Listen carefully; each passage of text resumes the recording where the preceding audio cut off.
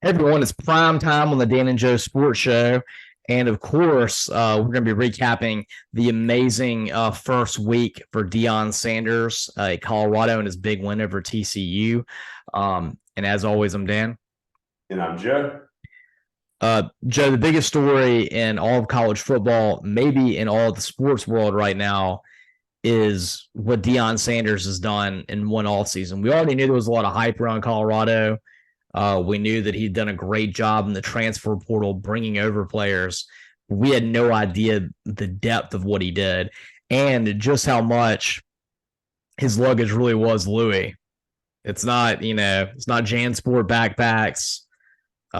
It's not just regular luggage that you get when you go to Walmart, or if you even go to a place like Unclaimed Baggage. This is serious stuff that he brought. I mean, Shadur is an incredible athlete.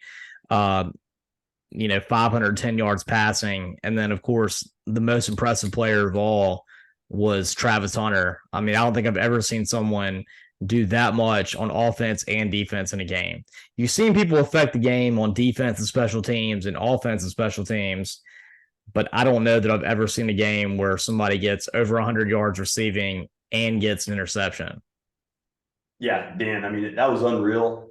You summarize it well because just the entire second half, especially as it played out, the back and forth affair, and just how in sync the chemistry that Colorado was in offensively. Like, I know that Sanders is running a system, to a degree he's very familiar with. I know he's played with Travis Hunter before at Jackson State, but they're working in a lot of new players that have not been together that long.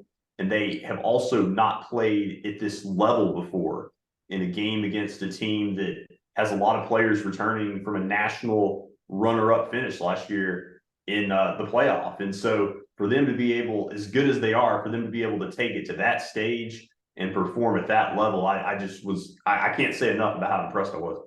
Well, me either. And, just from everything from, just from a network battle standpoint, it's so fascinating that, ESPN, of course, chose to do South Carolina and North Carolina, and they had Darius Rucker. I love Darius Rucker. He's one of my favorite, country and 90s rock singers. And, they spotlighted that game and it was fine. But the presentation that Fox had with this, the Aaron Andrews interview that she had with Deion beforehand, with the amazing gold sunglasses, which I want some. My wife wants some. I think everybody wants some now. And then you lead into the game after all that hype and for him to deliver on a stage that none of us could have imagined. I mean, I picked TCU to cover because I just thought that there was a rough place for Colorado to have to come in their first game. I thought TCU was going to be an angry football team after Georgia beat them 65-7. And it was going to be at TCU. And everything about it just like signaled to me that most people would have gone in and gotten rickrolled. But Deion went in and put on just an incredible offensive display. And he did it his own way. I mean, it was just, it was incredible. I've never seen a coaching debut like that ever. And I don't know that we ever will again. Yeah, I mean, that's what I was thinking. Like, how often do you see a coach come in and lose an opener like that? They're kind of a little bit in over their heads. It's hard for the team to kind of be ready for that. You've got a lot of new players in there in that type of situation. But instead, Dan, I kept thinking about, even though it's a completely different situation, it reminds me to a degree about how, Colorado football out of nowhere has become like super relevant. Like, they were the most intriguing team coming into the season. Now it's like they're the most watchable because of Deion, because of Sanders and Travis Hunter and all these guys. It reminds me on some level to how the Buccaneers went from just nobody talking about them to like the most interesting team when Tom Brady went there. But That's of course, interesting. they lost their opener to the Saints that year. They weren't really ready for that first game. And so for this team to be ready like I said, that's what adds to it. It's unprecedented. Right. I mean, Deion was able to pair the glitz and the marketing, the we come in and I ain't hard to find, with actual success on the field. And what I thought was so interesting was his post game press conference. I mean, it was one of the coolest post game press conferences I've ever seen. Because you've seen coaches before get after the media, and it seems kind of contrived. I mean, I think Saban's a lot of times seem very contrived, and the idea behind it is just to try to generate attention for himself. But the Dion one, I thought it was excellent because what he said was so true that I think there are a lot of people that are rooting against him. And he pointed that out, that a lot of people in the media don't like the way he's doing things and they want him to fail. Be it from the fact that he's very brash or the fact that he's someone that's showing that you can be a very confident African American coach and succeed at it. And he pointed that out. And I just love that the very beginning thing where somebody asked him about what did you think about the game that Shadur had, and did that surprise you? And he's like, Shadur Sanders, you talking about that HBCU quarterback? Is that quarterback that you thought I shouldn't have brought with me to be a starter? The one that I just gave the starting role to? Is that the Shadur Sanders you're talking about? I mean, I just thought it was great. And then, I thought it was great that the on-field interview afterwards, he had Shadur with him, his son, and then also Shiloh Sanders, who's the cornerback. And then he brought Travis Hunter in, too, who he called also his son. And, I mean, I just thought it was a cool thing. And, mm-hmm. the belief that Travis Hunter showed in Dion is something that you just have to find so endearing too, that Travis Hunter was the number one player in America and he could have gone anywhere he wanted, including Florida State, which was where he was committed to for forever before, Dion came in and got him and kind of stuck it to his old alma mater, which now he doesn't even refer to as his alma mater. Now he says he's an HBCU graduate, right? So, I mean, but the belief that Travis Hunter had to go play with him at Jackson State and then to follow him to Colorado, I mean, that's worth its weight in gold with Dion in future recruiting. And then to have the first game that the world really gets to see Travis Hunter, because, I mean, let's be honest, as great of a story as Jackson State was, not everyone really got a chance to watch that, right? But the eye of the world was on this game. And I know there were other games that on paper probably seemed like a bigger deal, but I think everyone was watching this game. And to get to see Travis Hunter do it on both ways, not take any plays off, and to be, one of the heroes of that game, I think this is just going to elevate the recruiting of Dion to a whole nother level. I think so, Dan. And, like I alluded to earlier, they were the most intriguing team to me, I think to everybody. They're so watchable now. I feel like I want to look at the rest of their schedule.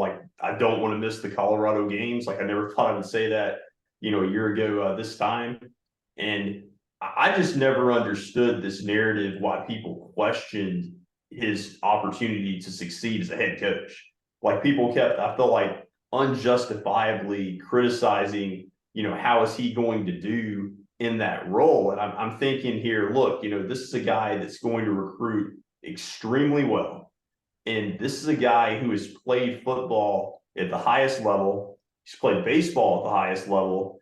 He's been able, to juggle multiple, sports at once. But this is a very capable person. And because he's been around football so much, I've never understood the narrative that he wouldn't know how to coach football.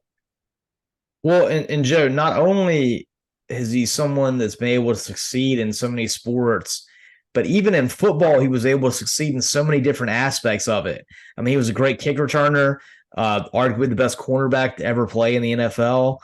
And then he was able to pair that with playing for as long as he did in the NFL. I mean, what was he in the league for, 18 years? He was there for forever. And then you add in too that, and he brought this up during his post game press conference. He's like, everyone acts like I'm new to this. I just got given the Jackson State job, and that I'm succeeding at it. It's shocking people. He's like, I've been coaching AAU football, Dixie League football, everything for the last 25 years with my children, and I know what I'm doing, and I've built my way up the way that it's supposed to. And there's nobody that has the kind of on-field success that they can point to in their career like I can. Mm-hmm. Right. Precisely. Yeah. Everybody, you're right. Everybody kind of looks at it like he's just started coaching, like he's just started being around football, or he's too far removed, from his playing days. And that's just not the case at all. And then I would also add, I think back to Sanders, at quarterback. I take responsibility for the fact that we were talking about the top Pac-12 quarterbacks coming into the season. I really didn't mention him as the number one option. And I'm not saying he's going to play to that level throughout the season, but it just adds to, the lore of the Pac-12 quarterbacks and kind of the intrigue of that conference for the rest of the season, I think. Objectively, when I look at Colorado, again, I think they're the most watchable team. I think their games are going to be, extremely entertaining for many reasons. My criticism would be, my concern would be defensively. Can they hold up the rest of the year? I don't think so. Like you saw at the end of that game, objectively, I think if TCU had kept running the football, they probably would have scored at the end of the game. I still don't understand why they made the decision to start passing on that last possession when they were having so much success. And so, I'm not going to sit here and just make a prediction that Colorado is going to win the Pac-12 because I think they've got too many issues on defense, and I don't think they'll be able to keep up that offensive rhythm every single game. But also at the same time, nothing that Deion Sanders does will completely surprise me either. No, I mean, he's definitely reached the point where there's nothing he can do that'll shock me like this season. I think that it still is going to be a long road to hoe, and I still think him getting to a bowl game is an incredible season. Like, I mean, based on what the incredible turnover he had to do, and just the quick turnaround that he's had to have with all these players, with getting 80 new players on his roster. And something else I found really interesting too was this. There's been this whole narrative out here that he basically said to everybody with that I'm bringing my own luggage and his Louis thing, that he said everyone had to get out, and that's not what happened. He explained it as there were 20 people that were on that team that I had meetings with, and I said, listen, y'all just aren't going to cut it here. But everyone else that left, they left of their own accord. Mm-hmm. Maybe they heard about the meetings they had with everyone else, and they got scared and they bolted. But I didn't tell them to leave, and I thought that was really telling too. That if you've watched the Swamp Kings documentary, about Urban Meyer and the Gators yet, he got a lot of people to leave because of the way he made it tough, and he made it almost militaristic. With the training they had to do. Mm-hmm. And Deion was weeding out who deserved to be there and who wanted to be there and who wasn't. And I think if you notice too, one of the players who made some of the best plays on defense was one of the guys who had stayed. He was a white linebacker they had that made some really solid plays on defense. And he was someone that I think was the only starter that was retained. But you saw someone there that put in the effort and wanted to stay with this team, and did everything they had to do. And Deion rewarded that player, and he showed out in this game. And so I think that was something that, was getting played out a little bit as a kind of a negative thing against Deion, that he just basically made 80 people leave the program. That's not the way it was. Well, I mean, and realistically, if you're 1-11 the way Colorado was, you're not going to retain, that roster. There were obviously problems, to bring him in. And so that part of the criticism to me never really made a whole lot of sense. No, I thought the same thing. But, he's the ultimate winner of the weekend, and I loved every second of it because I've been a huge Deion fan ever since he played in the NFL. I always thought it was really cool, and he's made, he made HBCU football really cool, and now he's made Colorado football cool again for the first time since the early 2000s. That's the last I remember Colorado being really good, and I think it's the best thing, and I can't wait to see a packed out Colorado stadium, which I think they have one of the coolest stadiums in college football. It's a small stadium, but I remember when I was 14, I went skiing out of Boulder, and it's like you're walking through their downtown and you look to your left and there's the campus, and down below you is the stadium. So it's almost like you're walking on the main street in Boulder and you look down and there's this big stadium and there's the mountains in the background. It's really kind of awesome. Yeah. I mean, from everything I've heard, it's just, a beautiful area. And I think, a lot of these programs, I know we'll talk about Clemson in a bit, some of them, I'm not saying Colorado's going to win, necessarily national championships. I mean, I won't put it past Dion completely, but as far as like a national brand, they've got to be careful because Colorado's right there, trying to overtake them. Exactly. I mean, and it's a neat state, beautiful area, and it's the coolest program in college football right now. Exactly. Joe, you mentioned Clemson. There was a lot of losers that you wouldn't have expected coming out of this weekend. Obviously, the biggest winners were Colorado and Florida State. But on the flip side of that, we saw Florida go out and look really poor against a Utah team that's great and on the road, but a Utah team without Cam Rising and a Florida offense with Billy Napier calling plays that was just utterly lethargic. And then you also add in LSU just getting stomped by Florida State and just a really bad second half. Clemson, maybe the most troubling of all, losing 28-7 at Duke, which actually had kind of a cool crowd for that one. And then USC, and that being South Carolina, getting destroyed in the border war by North Carolina. And then you add in Baylor and Texas Tech losing to a group of 5 teams in Texas State and Wyoming. And there were a lot of surprising outcomes, I think, in that first week. Now, like I said, I'm not surprised by Florida or LSU losing. Those ones are really the way they lost. Mm-hmm. Yeah, no, I agree. I think I'm most concerned about Florida. I know, it wasn't, like you said, surprising they lost to Utah, but, losing to a backup quarterback, never really being in the game. I really think, that is very troubling. Now, that being said, I heard at least one analyst say, that Florida, they've got to be patient. You look at what Mike Norvell did the first 2 years, you don't want to fire or run, out Billy Napier that quickly, but I don't know. I'm just very concerned about what I saw. I am too, Joe. And it wasn't just the fact that they lost to a team that was superior to them, which they did. It was just the boneheaded errors they made, which were obviously coaching mistakes, false starts all over the place. And then the worst one is you got fourth and 3. Utah's punting, and you have 2 number 3s go out to receive the punt or on the punt coverage, and then they give Utah a first down and Utah scores a touchdown. I've never seen that before. Have you ever seen an issue where you had 2 players with the same number go out and there's a penalty called? I mean, that's inexplicable. Not at that level of football that I remember. So I mean, and that's the contrast to, I feel like when Napier was hired, he was advertised as this guy that has similar characteristics to like a young Nick Saban. Mm-hmm. And I don't see that level of discipline and focus from his teams. No, absolutely not. I mean, that was what it was. It was like, this guy's going to follow a Nick Saban model. He's bringing this incredibly huge support staff. He's going to recruit great, which is recruiting is really good right now. They're in the top 5. But guess what? Recruiting can be very fickle because until you get to that December signing day and they put pen to paper, that doesn't mean anything. So if you go out and you have a season where you go 3-9, 5-7, somewhere in that range, you're not going to have a top 5 recruiting class. It's just not possible. Mm-hmm.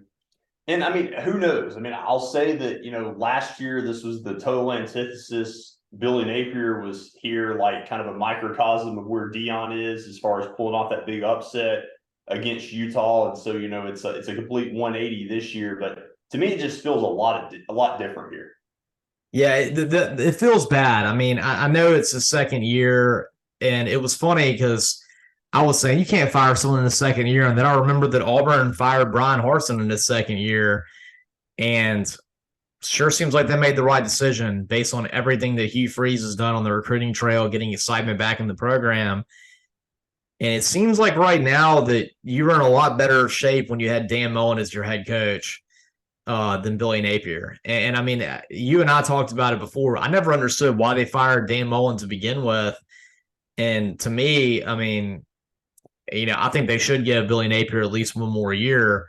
But Florida's known for being very quick with the trigger finger, including with Dan Mullen when they fired him the year after he almost beat the national champion Alabama team and won the SEC and made the college football playoff. And definitely from the first 2 year standpoint, Dan Mullen was light years ahead of where Billy Napier is. Yeah, he really was. And I think the other troubling factor is if you're a Florida fan, you're looking around like the rest of the SEC, and there's like countless coaches where I think if you're being objective, you're like, look, I'd rather have that coach. I'd rather have that coach. Like you almost feel like you're at this point settling with Billy Napier's program. Yeah, I mean, and when you look at, well, the second year, give him some more time. Well, hey, what happened with Josh Heupel's second year? Tennessee pretty much almost made the college football playoff last year. Killed LSU in Baton Rouge, beat Alabama at home, beat Clemson in a bowl game. Florida is on Mars compared to that in their second year. You look at what Deion's did in the extent of one game, and I just I worry that Florida is starting to drift further and further from relevance, especially with their two main rivals or their three main rivals right now. I mean, I would definitely put Florida State, Georgia, and Tennessee as the three main rivals, is what looks to be perennial top 10 programs for as long as we can imagine. And also, I don't even think they're obviously in as good a state as Miami at the moment. No, I think that Miami has a much better trajectory right now than Florida does. So they're kind of buried like in the state. Yeah, and so talking about these big losers, I think Florida is the biggest loser just because we don't see the light at the end of the tunnel for them. But the next biggest loser is, I think, Clemson. That was a really embarrassing loss to Duke. I thought Duke. I considered betting on them to cover in that game because I like Mike Elko a lot. I think his defense is spectacular. If you want to look at what's happened to Texas A&M the last couple of years, especially last year, it was because they didn't have Mike Elko. I mean, that 2020 A&M team that almost made the college football playoff, they had an incredible defense that was led by Elko. And if you look at Elko everywhere he's been, Wake Forest had an incredible defense. They just didn't have an offense. Then he goes to Notre Dame. His defense takes Notre Dame to the national championship game in the college football playoff. And then that's why he gets hired on at A&M. The beginning of Jimbo's career was quite good at A&M because of Mike Elko. And then look at what he did his first year at Duke, going 9-4.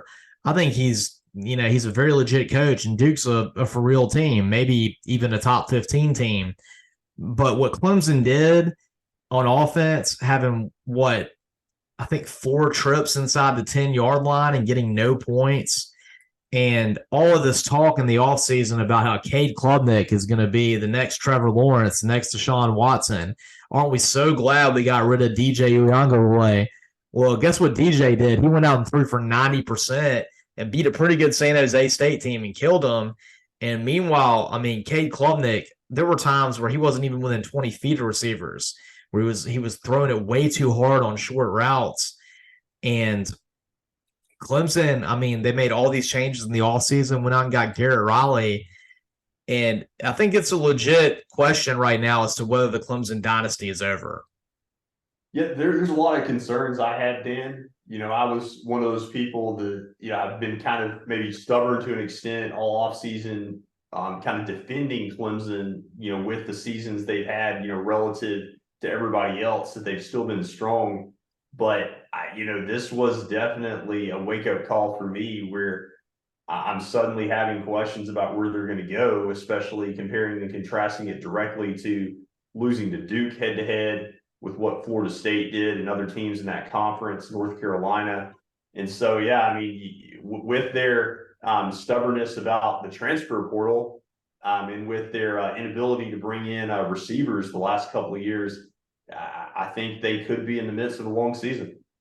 I think so too. And, the question is, Dabo's had so much great goodwill built up, and not that there would ever be any concern about them wanting to get rid of him, but, if he has a season where, let's say, they go something like 9-4, does the administration have a real question with him that's like, listen, I know you have this, I guess, like almost a moral opposition to the transfer portal. You want to take these guys from the beginning, maybe get them to graduate if possible. You seem to be against NIL, and I saw this hilarious interview where they said that God had turned his back on Dabo Swinney when he said that Clemson has their own version of NIL. That other players are in the name, image, and likeness of God. I was like, oh, Dabo, that's taking it a little far, you know. And I mean, all these kind of things, like the way he puts himself out there, it's starting to kind of turn on its head. It worked for a while, but with the new look of college football, you either got to adapt or die, right? And Nick Saban's, that's what his greatest feature is his adaptability. And right now, it sure looks like Dabo might be stuck in the dinosaur ages. What you would think that they would be bringing in, maybe, they want their roster to be built more from the ground up, but you would think they would bring in, some players that could kind of help maybe add depth from the transfer portal, maybe have kind of a combination. Like it doesn't have to be, just transfer portal heavy, but, not getting any players at all. That kind of surprises me. Right. I mean, here's the deal. Like, if you want to go 75%, 80% players that you get that are 5 and 4 stars at high school, that's good. But you got to fill in your gaps from the transfer portal. Yes. I mean, you should never have a game where they put a stat up there that that Clemson had 56 5 and 4 star players on their roster and Duke had 2. You shouldn't lose to a team that has that. Mm-hmm. And you really shouldn't lose to a team like that by 21 points. But like I said, I mean, it's really disappointing for Dabo, and it's really hard to imagine Clemson going out there and really being a factor in the ACC after that, especially against Florida State. But Duke, on the other hand, I mean, they had a great home environment. You saw, the best field storming I've seen since last year, Tennessee beating Alabama. And it was the first time that Duke had beaten a top 10 team since Steve Spurrier was their coach and beat Clemson. And interestingly enough, Steve Spurrier made the trip to that game with a lot of players from that 1989 team who did that. Wow. No, that's a really cool story there. And you're right. While, the focus is going to be on the criticism and question marks surrounding Clemson going forward, I think we definitely want to give, all the credit in the world to Duke. And I think Mike Elko does not get enough credit for how good he's got this program in year 2. And really, what he did last year in year 1, when a lot of people thought they might be lucky to win 2 or 3 games, is arguably one of the best coaching jobs I've ever seen. It is. And I mean, I think that he's got to be the best second-year head coach that there is right now. Just if you look at his results. And I think Duke is a team that legitimately could be someone right now, at least at first glance, is a possible New Year's Six level team. Riley Leonard is a very athletic quarterback. I mean, not many times you see somebody bust off a 48-yard touchdown run against a Clemson defense. And their defense, man, I mean, the whole first half I was watching it. Yes, Clemson was losing it a little bit on offense, but the Duke players, they were just so tactical. They didn't miss tackles. Just the technique was perfect. And you could just see how well they were coached. Yeah, and that's a good word for it, tactical. Like that. That's kind of, what they are. And, it's kind of that doing it by committee to a degree on defense. But, they all kind of know their roles. And Joe, it's kind of interesting. Like, I put LSU in amongst the biggest losers, but a lot of people are kind of freaking out about, what does this mean about Brian Kelly and what he is at LSU? And I heard something today that I think really made a difference in that people didn't expect LSU to be that good last year. I think that was a huge surprise. They were able to win the SEC West. They were able to beat Alabama. And I think everyone just jumped way out ahead of their skis at where LSU is after one season with Brian Kelly. And everyone was like, they didn't see the fact that he had to do a lot of major overhauling of the roster last year. And the expectations, I think, I mentioned it last week. I liked Florida State in this game because I thought they were a deeper football team than LSU. And I think you saw that clearly in that game, that in the second half, LSU was winning in the first half, but Florida State put their foot down in the second half and just wore down that LSU defense. and Jaden Daniels, wasn't able to throw the ball well enough to be able to, stop the Florida State pass rush from keeping him from doing what he does, which he's a very good rushing quarterback. And I think that Brian Kelly was almost in this game and what's happening to him a victim of his success that he had in his first year, which I think was unexpected for the most part. Yeah, you're too good too quick, and people, expect it to only get better, and the trajectory of your program to be gearing towards SEC championships, college football playoff in year two, and that's really tough, in the SEC West and the SEC in general. And so losing to a team like Florida State, no shame in that, but I am, concerned about the margin of the loss. And, I think Florida State's going to be a great team all season, it looks like, but I suddenly don't know what to expect, from LSU. And again, last year they lost, to Florida State in a crazy game at the end. But when I'm looking at the schedule, it's hard for me to imagine that LSU is going to be able to get it back together and, avoid multiple losses the rest of the way. Oh, absolutely not. I mean, I think right now, I think there's a good chance that LSU is somewhere in the 8-4, 9-3 range, and it could be even worse than that. Yeah, I saw kind of an 8-4 team where I could easily see them, losing three SEC games at least. Yeah, I mean, I think that the Mississippi State game in 2 weeks is not out of the realm of question. They could lose that. Suddenly, I didn't think that me taking that road trip to Baton Rouge to watch the Auburn LSU game, there was going to be much chance that my Tigers could pull it out. Suddenly, that seems like a game that could be possible. And it just definitely changed the complete complexion where suddenly Alabama is the overwhelming favorite in the SEC West when, I mean, I think it was more people were picking LSU to win the West. Mm-hmm. Yeah, it really had that type of impact, just totally changed your perception of what we thought we knew.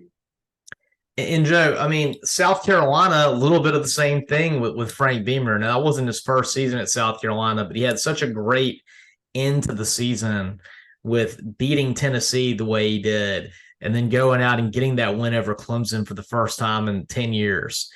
And, everyone was so excited about South Carolina football, what Spencer Rattler had. And what I thought was the biggest takeaway from that game is Gene Chiswick's one of my favorite people I've ever met, and I really think a lot of him, but his defense has been pretty poor at North Carolina. And I was kind of surprised he even kept his job from last year. And what he did in this offseason was nothing short of a miracle to get that kind of defense out there. I mean, they sacked Spencer Rattler 9 times in that game. What a great win for North Carolina. And they did it without Drake May having to pull a Shadur Sanders and throw for 510 yards. I was very impressed by North Carolina. And I think, South Carolina, we need to pump the brakes on them being a team that's going to go out and win 10 games. They look like maybe worse than an 8-win team to me. Yeah, it's definitely, concerning for them. You kind of felt like, they might have a chance to even make a run at like second in the SEC East, if everything went correctly. And now it looks like they've clearly regressed. And then suddenly you're starting to think, I know it's 1 week, but North Carolina might be better than I would have expected. Yeah, absolutely. I mean, who would have thought that going into this weekend, we would have thought that FSU and North Carolina would clearly look to be the best teams in the ACC in football, and then maybe Duke's the third best team. And then Riley Leonard, who goes to a university where he had to ask for an extension to get a paper turned in because his Monday Night Football game that he had where he beat Clemson went on too long, and then he gets denied by the professor. That's who Clemson lost to, one where a football where a quarterback had to ask for an extension for a paper because it's that legit of a university, and he gets denied by the professor in a TikTok video. Yeah, I mean, that's a great story. Just a fascinating story there, and really cool. And speaking of quarterbacks, we talked about it all off season that the SEC did not have as many household names coming back. The other conferences did, throw Leonard into that conversation. And we're going to find out a lot about, the SEC and whether maybe that lack of great quarterbacks this year to a large degree, whether the conference can withstand that. Yeah, we are. I mean, because right now, one of the better quarterbacks that we have in the SEC was Spencer Rattler, and he didn't do a whole lot. And we saw Florida, LSU. Florida was supposed to. Graham Mertz was supposed to be one of the better quarterbacks. He didn't show out. Jaden Daniels didn't have much of a game. And I thought the game really turned in that LSU Florida State game when Jaden Daniels tried to hurdle the Florida State player, and the Florida State linebacker just came out and laid him out. I mean, I thought that was like a real, we're a stronger, more physical football team than you, and deal with it play. Yeah, and he's not used to not having his way in games like that. Like, you know, he's not going to win every game. Obviously, he lost games at Arizona State, but he's always been the type of quarterback where he has that escapability. He's going to kind of make his moves. You know, he has that dual threat ability that you talked about as a runner. But I felt like this was a rare occasion where, you know, an opponent really confused him at times and kind of, you know, made it tough on him. Yeah, absolutely. Because I mean, I was at that LSU Ole Miss game last year, and his rushing ability made Ole Miss's defense look stupid. And Mm-hmm. and Florida State had it shut down pretty much from the get go. Joe, you know, the SEC, I thought, had a pretty rough first weekend, but the Big 12 may have actually had a worse weekend when you think about the teams they lost to. Baylor and Texas Tech losing to Texas State and Wyoming. Wyoming has been a pretty decent program of late. You know, we had the Josh Allen, a couple years ago, but Baylor losing to Texas State with TJ Finley as the quarterback. I've had to unfortunately experience TJ Finley for the last couple of years. That is a really disappointing loss. Yeah, that's really bad. I mean, we talked about TCU losing after they're favored by like 20 and a half points against Colorado. And then even Houston, you know, their Big 12 debut, they lose to UTSA, who's a good team, but still, you know, not a game that the Big 12 is wanting to lose. Right. And don't lose us. We're going to come back and talk about next week's games. Catch older episodes on Spotify. And, of course, subscribe to our YouTube channel at the Dan and Joe Sports Show. And as always, I'm Dan. And I'm Joe.